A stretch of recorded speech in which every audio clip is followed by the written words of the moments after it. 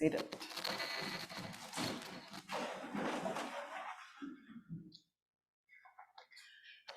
I love the Great Litany that we prayed last week. It's one of my top 10 favorites, the treasures of the church and of the Book of Common Prayer. I'm so glad that I got to pray it with all of you. My very favorite petition of them all, and there are a lot of them, is that it may please thee to strengthen such as do stand, to comfort and help the weak-hearted, to raise up those who fall, and finally, to beat down Satan under our feet. We beseech thee to hear us, good Lord.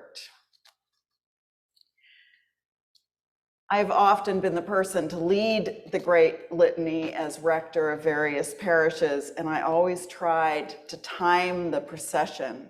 So I was going up the chancel steps as I chanted, and finally to beat down Satan under our feet.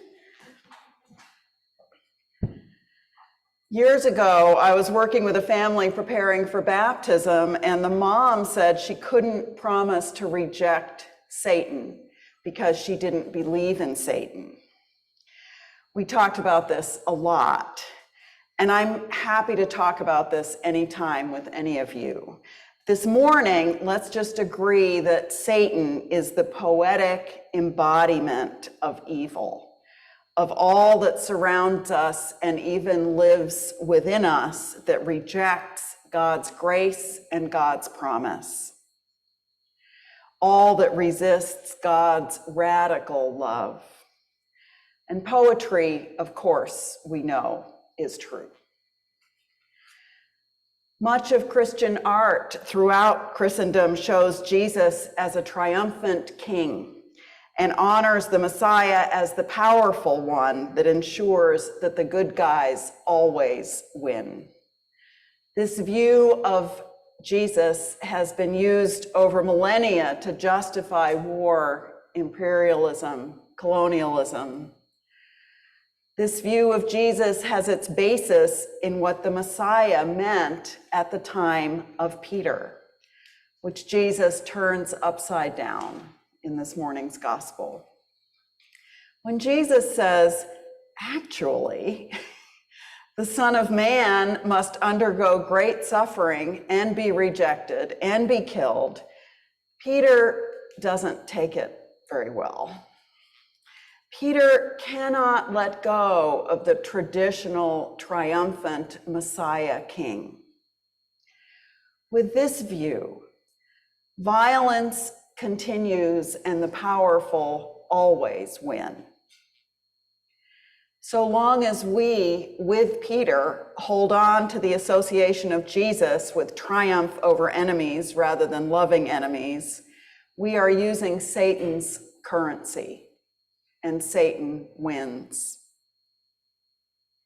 This is why Jesus rebukes Peter and accuses him of setting his mind not on divine things, but on human things. Jesus suggests that Peter's understanding or misunderstanding of Messiah is actually one of those human things. What do you think of when you hear the word divine? When I think of divine things, I think of sublime food, lovely weather, sunsets, or extremely talented musicians. I don't think of great suffering and rejection as being divine. But that is what is on the table here. To finally beat down Satan under our feet is to pick up our cross and look suffering and rejection in the eye. Ched Myers, who has written several wonderful books on the Gospel of Mark, reminds us of some important things about the cross. The cross was not a religious icon in Jesus's time any more than taking up your cross was a metaphor for talking about our difficult relationship with a coworker or a family member. Back then, you couldn't buy crosses at the local Saturday market. Crosses had only one meaning in first century Palestine: the vicious form of capital punishment reserved by imperial Rome for political dissidents. Judean rebels picked up their swords. Followers of Jesus were told to pick up their cross. The cross was not about beating the Romans, but about beating the whole concept of battle and domination. In Jesus' time, self-denial and sacrifice were costly political choices. So this is all kind of dreary this morning. God wants us to suffer? I don't think so. But engaging suffering and not looking away is how we engage with God. It is how we get a front row seat and even a speaking part in God's promises coming true.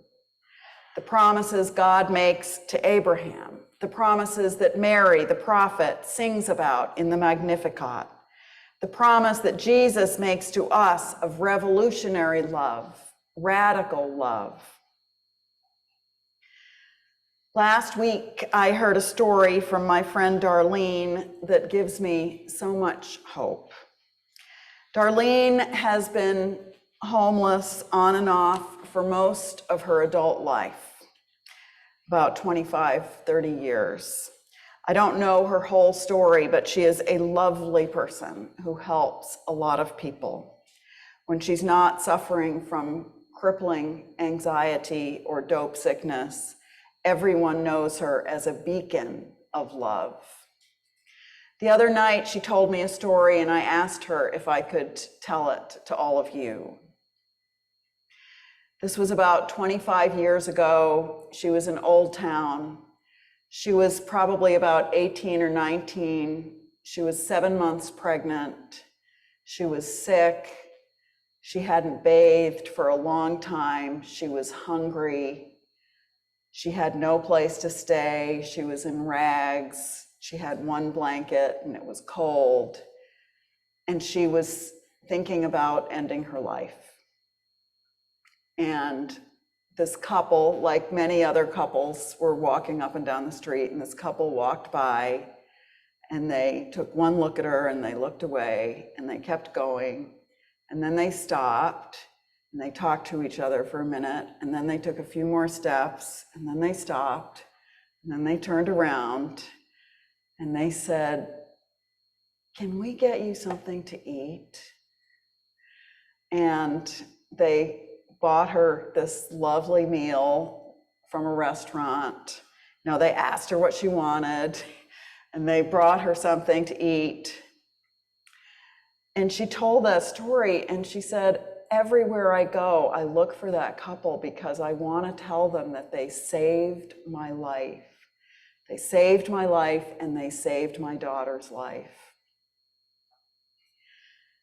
So that couple gave Darlene food, and I'm sure that the food was divine. But also, they decided not to look away from suffering. They turned around and went toward her. This is the divine thing to which Jesus invites Peter and to which Jesus invites all of us. Turn around, connect. There's a quote from Bell Hooks, which I'm sure some of you have heard, and a friend of mine makes it into stickers, and I keep buying these stickers, and I have them on all of my notebooks. Looks like that. And it says, "The moment we choose to love, we begin to move against domination, against oppression. The moment we choose to love, we begin to move towards freedom, to act in ways that liberate ourselves and others, to participate in God's promises to Abraham and Mary and everyone between and everyone since is to not look away from suffering. To participate in God's promises is to turn away from power and comfort and turn toward the powerless. We are all offspring of God's promises, conceived as part of God's love affair with humanity. Our solidarity with the poor and the suffering is our divine thing.